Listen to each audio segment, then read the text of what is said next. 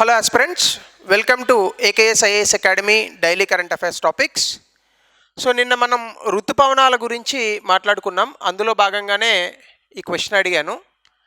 El Niño La Niña. El Niño వచ్చినప్పుడు మనకి ఋతుపవనాలు సరిగ్గా రావు. లానినా వచ్చినప్పుడు మనకి ఋతుపవనాలు సరిగ్గా వస్తాయి, అలాగే ఎక్కువగా కూడా వర్షపాతం పడేటటువంటి అవకాశం ఉంది. సో లానినా ఈ suspected to have caused recent floods in Australia. ఇది ఇంతకు ముందు ఇచ్చినటువంటి ప్రశ్న అని చెప్పాను కూడా నేను మీకు.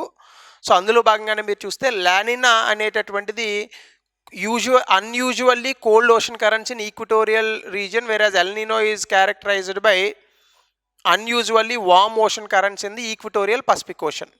అంటే పసిఫిక్ మహాసముద్రంలో కోల్డ్ కరెంట్స్ వస్తే హిందూ మహాసముద్రంలో హాట్ కరెంట్స్ వస్తాయి. దానివల్ల మబ్బులు ఎక్కువగా వచ్చేటటువంటి అవకాశం ఉంటుంది, నీటి ఆవిరి పెరుగుతుంది. తద్వారా మనకి లానినా ద్వారా ఎక్కువగా వర్షపాతం నమోదవుతుంది. ఎల్నినోలో అయితే అది reverse. El Nino has adverse effect on south west monsoons, but La Nina has no effect on monsoon climate. అంటే ఋతుపవనాల వాతావరణం మన భారతదేశంలో ఉన్నటువంటి దానిపైన ఈ ఎల్నినో అనేటటువంటి దాని ప్రభావం వ్యతిరేకంగా ఉంటుంది.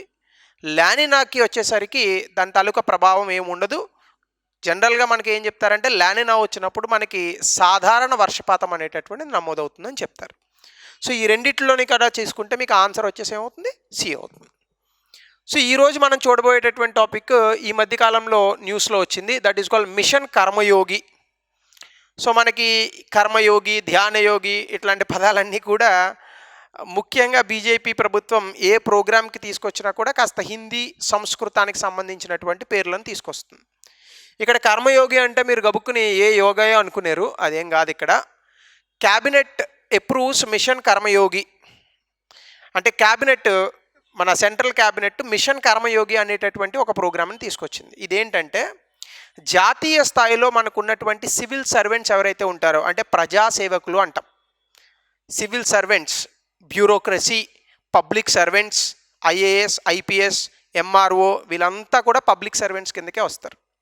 ఈ పబ్లిక్ సర్వెంట్స్ ఎవరైతే ఉన్నారో వీళ్ళకి సంబంధించి కెపాసిటీ బిల్డింగ్ చేయడానికి, కెపాసిటీ బిల్డింగ్ అంటే ఏంటి? వాళ్ళ తాలూకా సామర్థ్యాలను పెంపొందించాలి. ఎందుకు వాళ్ళ సామర్థ్యాలను పెంపొందించాలి? ఎందుకంటే ప్రభుత్వం చేసేటటువంటి పరిపాలనలో భాగంగా సుపరిపాలన అనేటటువంటి ఒక అంశాన్ని మనం మాట్లాడతాం. సుపరిపాలన అంటే ఏంటి? ప్రజలకు కావాల్సినటువంటి సేవలను అందించడంలో ప్రభుత్వం యొక్క ముఖ్య పాత్ర, లేదా ప్రజలకు అందించేటటువంటి సేవలు ఏమాత్రము తక్కువ కాకుండా ప్రభుత్వం కనుక అందించగలిగితే దాన్ని సుపరిపాలన అంటారు. లంచగొండితనం లేనటువంటి అడ్మినిస్ట్రేషన్ కావచ్చు, లేదా ప్రభుత్వం తీసుకునేటటువంటి నిర్ణయాలన్నీ కూడా సహేతుకమైనటువంటి నిర్ణయాలు, ప్రజలకు ఉపయోగపడేటటువంటి నిర్ణయాలు, అద్భుతమైన మౌలిక సదుపాయాల కల్పన, ఇవన్నీ కూడా మనకి జనరల్గా ఏమవుతాయి? సుపరిపాలనలో భాగమవుతాయి. సో ఆ సుపరిపాలన అందించడంలో సివిల్ సర్వెంట్స్, ప్రజాసేవకులు అనేటటువంటి వాళ్ళు ముఖ్యమైనటువంటి పాత్రను పోషిస్తారు. ఇప్పుడు ఈ ముఖ్యమైనటువంటి పాత్రను పోషించేటటువంటి ఈ ప్రజాసేవకులు లేదా సివిల్ సర్వెంట్స్ ఎవరైతే ఉన్నారో వాళ్ళ తాలూకా సామర్థ్యాలను పెంచాలి. సామర్థ్యాలను పెంచాలంటే ఇప్పుడు సామర్థ్యం తక్కువ ఉందనా, సామర్థ్యం తక్కువ ఉంది అని అనే కన్నా వాళ్ళు ఎక్కువగా ఈ రూల్స్, అంటే ప్రభుత్వం విధించేటటువంటి నియమ నిబంధనలకు అనుసరించి మాత్రమే పనిచేస్తున్నారు తప్ప ఒక కరుణా హృదయంతో వాళ్ళు పని చేయట్లేదు అనేటటువంటిది ప్రభుత్వంలోని ఇంకా ఇతర రిపోర్ట్లు చెప్తున్నటువంటి వాదన. ద మోస్ట్ ఇంపార్టెంట్ క్యారెక్టరిస్టిక్, నేను చాలామందిని యూపీఎస్సీ ప్రిపరేషన్ స్టార్ట్ చేసే ముందు లేదా గ్రూప్స్ ప్రిపరేషన్ స్టార్ట్ చేసే ముందు ఎప్పుడైనా కొంతమంది స్టూడెంట్స్ వచ్చినప్పుడు క్లాస్లో కానీ అడుగుతూ ఉంటాను, జనరల్గా మీరు యూపీఎస్సీ ప్రిపరేషన్కి ఎందుకు వస్తున్నారు? చాలామంది చెప్పేటటువంటి సమాధానం ఏంటి? సమాజ శ్రేయస్సు కొరకు లేదా సమాజంలో సేవ చేయడానికి అని అంటారు. సమాజంలో సేవ చేయాలంటే సివిల్ సర్వెంట్ కన్నా కూడా మీరు ఒక ఎన్జిఓ పెట్టుకుంటే ఎక్కువ సేవ చేయగలుగుతారు. అలాగే మీరు ఒక పాలిటీషియన్, రాజకీయ నాయకుడు అయితే సమాజంలో ఎక్కువ సేవ చేయగలుగుతారు. మరి సివిల్ సర్వెంట్ సేవ ఎట్లా చేస్తాడు?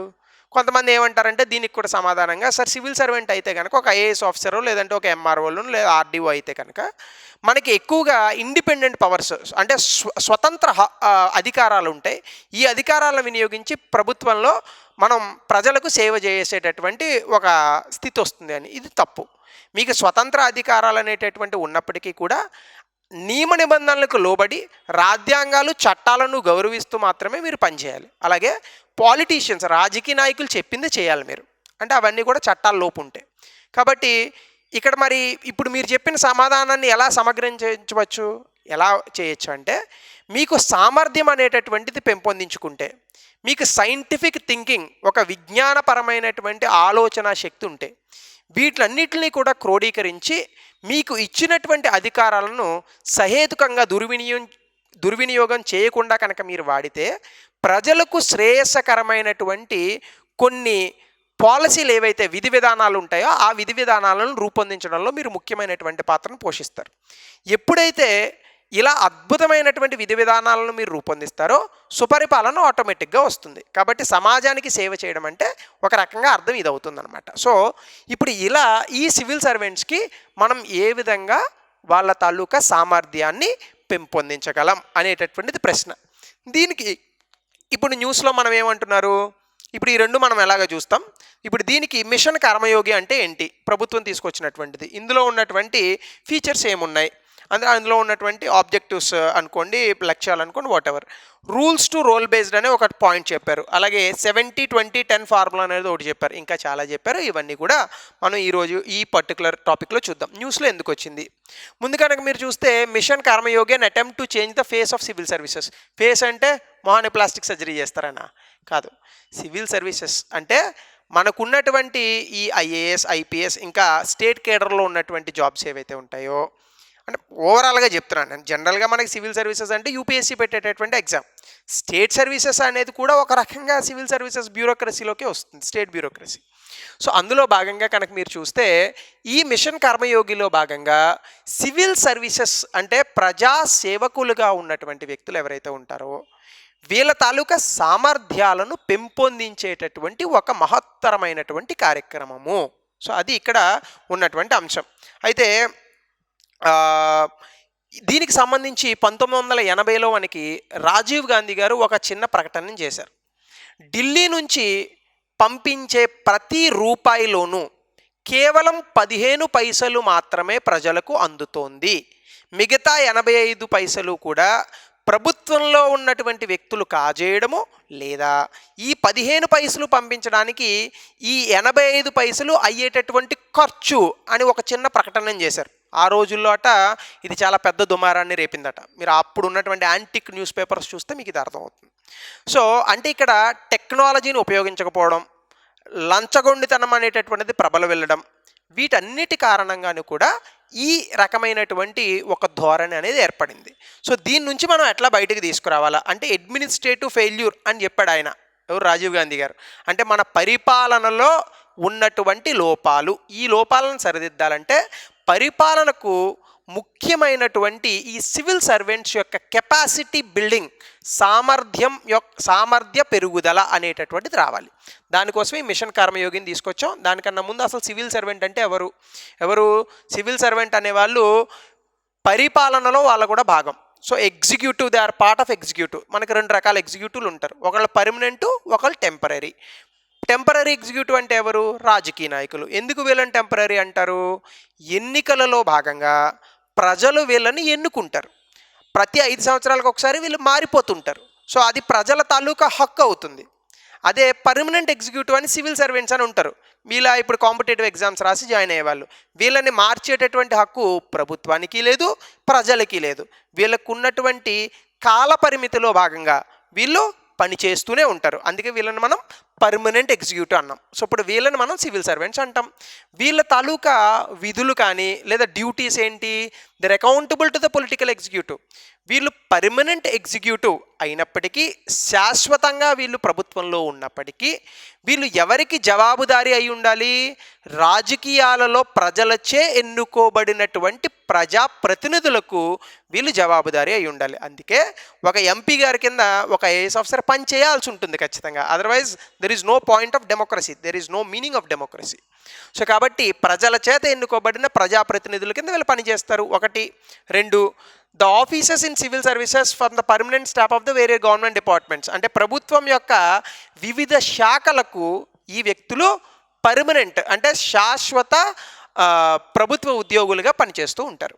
అలాగే they are basically expert administrators, అంటే పరిపాలనలో ఎంతో దక్షత కలిగినటువంటి వ్యక్తులు వీళ్ళు, ఎక్స్పర్ట్ అడ్మినిస్ట్రేటర్స్. అలాగే వీళ్ళనే మనం కొన్నిసార్లు బ్యూరోక్రసీ అని, పబ్లిక్ సర్వెంట్స్ అని, సివిల్ సర్వెంట్స్ అని పిలుస్తూ ఉంటాం. నేను అందరినీ అనట్లేదు, కానీ ఎంతోమంది ఎస్ఆర్ శంకరన్ గారు, లేదని అనుకుంటే ఇప్పుడు ఈ మధ్యకాలంలో మనకి తెలిసినటువంటి జేడి లక్ష్మీనారాయణ గారు కానీ, లేదంటే మన జయప్రకాష్ నారాయణన్ గారు, అశోక్ కెంకా గారు, వినోద్ రాయ్, ఇట్లాంటి గొప్ప గొప్ప వాళ్ళు ఉన్నారు. నేను టిఎన్ శేషన్ గారు, అలాగే మన దువ్వూరు సుబ్బారావు గారు, ఇట్లాంటి గొప్ప గొప్ప వాళ్ళు ఉన్నారు. కానీ కొంతమంది ఐఏఎస్ ఆఫీసర్లు లేదా ఇతర బ్యూరోక్రాట్స్ ఎవరైతే ఉన్నారో వీళ్ళు అజమాయిషీని చేస్తారు, లంచాలకు అలవాటు పడ్డారు అనేటటువంటి క్రిటిసిజమ్స్ కూడా మన దేశంలో ఉన్నాయి. అందుకే అప్పుడప్పుడు చెప్తూ ఉంటాను నేను, ఏంటంటే పబ్లిక్ సర్వెంట్స్ అనేటటువంటి ప్రజా సేవకులు వాళ్ళు, కానీ sometimes public servants make public as servants. Public servants make public as servants, అంటే ప్రజా సేవకులు కొన్నిసార్లు ప్రజలనే సేవకులుగా మారుస్తూ ఉంటారు. సో ఈ ధోరణి అనేటటువంటిది మార్చడానికి ఒక రకంగా ఈ మిషన్ కర్మయోగిని తీసుకొచ్చాం. ఇందులో ఏంటి, మనకి ఈ మిషన్ కర్మయోగి అనేటటువంటి దీని ఒరిజినల్ నేమ్ ఏంటంటే national programme for civil services capacity building. అంటే ఒక జాతీయ విధానం అనుకోండి, ఒక రకంగా చెప్పాలని అనుకుంటే, లేదని అనుకుంటే ఒక ఇట్స్ ఏ జాతీయ ఒక రకమైన పథకం అని కూడా అనుకోవచ్చు మీరు. పథకం అని అనే కన్నా ఒక జాతీయ విధానం ఇది. ఏంటిది? సివిల్ సర్వెంట్స్ అంటే ప్రజా సేవకులకు వాళ్ళ తాలూకా సామర్థ్యాన్ని పెంపొందించేటటువంటి ఒక జాతీయ కార్యక్రమం, కరెక్ట్గా చెప్పాలంటే. సో దీని తాలూకా లక్ష్యం ఏంటి, మనకి రూల్స్ బేస్డ్ నుంచి రోల్స్ బేస్డ్కి మారాలి. అంటే సివిల్ సర్వెంట్స్ అనేవాళ్ళు ప్రభుత్వం చేసినటువంటి నియమ నిబంధనలకు లోబడి మాత్రమే పనిచేస్తున్నారు. అలా కాకుండా నియమ నిబంధనలు కాదు, వాళ్ళ యొక్క పాత్ర ఏదైతే ఉందో దాన్ని అభివర్ణింపజేసేటట్టుగా వాళ్ళు పనిచేయాలి. అంటే ఉదాహరణకి ఒక వ్యక్తి రోడ్డు మీద వెళ్తున్నాడు, యాక్సిడెంట్ అయి పడిపోయాడు. ఈ వ్యక్తిని నేను హాస్పిటల్లో జాయిన్ చేయాలని రూల్ ఏమన్నా ఉందా? లేదు కదా, అట్లాంటి నియమం ఏమీ లేదు కదా.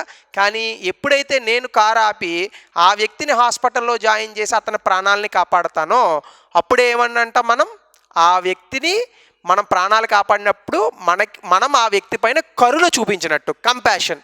So every civil servant and every person in this world has to be compassionate towards other persons. అంటే ప్రతి వ్యక్తి మీద కూడా ఏ రోజైతే నువ్వు కరుణ అనేటటువంటిది చూపిస్తావో మానవత్వం అనేటటువంటిది ప్రభవిల్లుతుంది.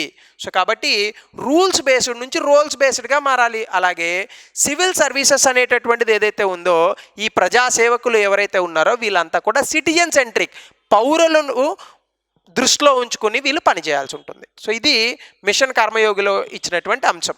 సో ఇందులో ఉన్నటువంటి ఫీచర్స్ ఏంటి? On site learning to off site learning. అంటే క్లాసులో కూర్చోబెట్టి వాళ్ళ క్లాసులు చెప్పడం, ట్రైనింగ్ ఇవ్వడం కాదు, ఫీల్డ్లో నుంచోబెట్టి వాళ్ళ తాలూకా ఆన్ సైట్ లెర్నింగ్ అనేటటువంటి దాన్ని పెంచి ఎలా సమాజంలో మన యొక్క ముఖ్య పాత్రను పోషిస్తున్నాం అనే దానిపైన అవగాహన మరియు వాళ్ళకి కావాల్సినటువంటి అనుభవాన్ని నేర్పించాలి. 2, setting up integrated governance online training programme. అంటే వీళ్ళకి కూడా ఒక ఆన్లైన్ ట్రైనింగ్ ప్రోగ్రామ్ అని ఐగాట్ అని ఒకటి పెట్టారు. ఐగాట్ కర్మయోగి ప్లాట్ఫామ్ అని ఉంటుంది. అలాగే 70-20-10 ఫార్ములా అంటే ఏంటంటే 70% వీళ్ళ తాలూకా ఉద్యోగంలో ఉన్నటువంటి లేదా ఆ ఉద్యోగంలో ఉన్నటువంటి అనుభవం ద్వారా వీళ్ళు నేర్చుకోవాలి. 20% ఏం నేర్చుకోవాలి? వీళ్ళ పక్కన సీనియర్లు ఉంటారు కదా, వాళ్ళ నుంచి వచ్చినటువంటి జ్ఞానాన్ని వీళ్ళు అర్థం చేసుకొని 20% వీళ్ళు నేర్చుకోవాలి. మిగతా 10% మాత్రమే క్లాస్ రూమ్ టీచింగ్లో, అంటే వాళ్ళకి ఇచ్చేటటువంటి ట్రైనింగ్ కావచ్చు, మరొకటి కావచ్చు, వీటి ద్వారా కేవలం 10% నేర్చుకోవాలి. దీన్ని 70-20-10 ఫార్ములా అని అంటారు. సో ఇది ఒకటి. అలాగే అకౌంటబిలిటీ అండ్ ట్రాన్స్పరెన్సీ. అంటే సివిల్ సర్వెంట్స్ ప్రతి వాళ్ళు కూడా జవాబుదారీతనము, పారదర్శకత, ఈ రెండిటిని కూడా వాళ్ళ తాలూకా ట్రైనింగ్ పీరియడ్లో చూపించాల్సి ఉంటుంది. అలాగే PM public human resources council అని ఒకటి ఉంది. ఇదేంటి? సివిల్ సర్వీసెస్కి సంబంధించి ఏ రకమైనటువంటి సంస్కరణలు తీసుకురావాలి, అలాగే ఏ రకమైనటువంటి సామర్థ్యాన్ని పెంపొందించాలి అనే దానిపైన ప్రభుత్వానికి దిశానిర్దేశం చేసేటటువంటి ఒక సంస్థ. అలాగే కెపాసిటీ బిల్డింగ్ కమిషన్ అనేటటువంటిది ఈ పైన ఉన్నటువంటి పిఎం హ్యూమన్ రిసోర్స్ కౌన్సిల్ అనేది ఏదైతే ఉందో దీనికి సహాయపడుతూ ఉంటుంది. ఎలా సహాయపడుతుంది? ప్రతి సంవత్సరము కూడా ఈ కెపాసిటీ బిల్డింగ్, సామర్థ్యాన్ని పెంపొందించుకునేటటువంటి ప్రణాళికలను సూచిస్తూ ఉంటుంది. సో ఇలా మన వాళ్ళు సివిల్ సర్వెంట్స్కి కెపాసిటీ బిల్డింగ్ అనేటటువంటి చేయాలని ఆలోచిస్తున్నారు. అలాగే చివరగా ఎఫిషియంట్ ఎఫెక్టివ్ సర్వీస్ డెలివరీ, అంటే మనకున్నటువంటి సేవల లభ్యత మనం పొందాలని అంటే చాలా ఇబ్బంది. అంటే ఇప్పుడు మనం ఒక ఇన్కమ్ సర్టిఫికేట్ తీసుకోవాలంటే ఎంఆర్ఓ ఆఫీస్ చుట్టూ జరగాలి.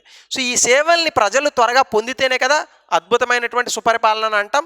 సో దాన్ని అందించేటట్టుగా, అంటే సామర్థ్యంతో కూడినటువంటి ఏమాత్రము కాలయాపన చేయనటువంటి ఒక సేవల లభ్యత అనేటటువంటిది ప్రజలకి ఇవ్వగలగాలి. అలాగే జనరలైజేషన్ అండ్ స్పెషలైజేషన్. జనరల్గా సివిల్ సర్వెంట్స్ అందరినీ జనరలిస్టులు అంటారు. జనరలిస్ట్ అంటే ఏంటి, అన్ని టాపిక్స్ మీద వాళ్ళకి ఒక అవగాహన ఉంటుంది. అలా కాకుండా కొన్ని ప్రాంతాల్లో మాత్రమే స్పెషలిస్టులు. ఇప్పుడు ఫర్ ఎగ్జాంపుల్ ఆల్బర్ట్ ఐన్స్టీన్ ఉన్నారనుకోండి, ఆల్బర్ట్ ఐన్స్టీన్ ఎందులో స్పెషలిస్టు, ఫిజిక్స్, అంతేనా?